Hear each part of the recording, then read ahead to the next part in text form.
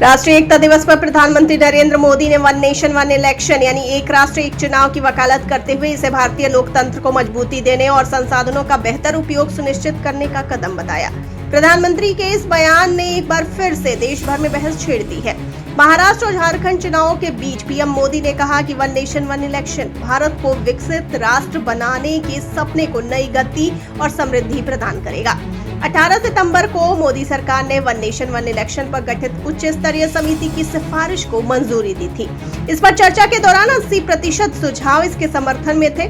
सरकार ने इसे 2 चरणों में लागू करने की योजना बनाई है, जिसमें पहले चरण में लोकसभा और विधानसभा चुनाव एक साथ होंगे और दूसरे चरण में स्थानीय निकाय चुनाव।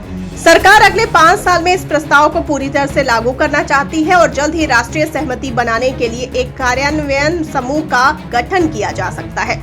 विपक्षी दलों ने इस प्रस्ताव का कड़ा विरोध किया है। कांग्रेस अध्यक्ष मल्लिकार्जुन खड़गे ने कहा कि जब तक ये विधायक संसद में नहीं आएगा तब तक इसे लागू करना असंभव है। उन्होंने इसे सिर्फ एक बयानबाजी करार दिया। कांग्रेस महासचिव केसी वेणुगोपाल ने इसे ध्यान भटकाने वाला बयान बताते हुए कहा कि इसे लागू करना संभव नहीं है।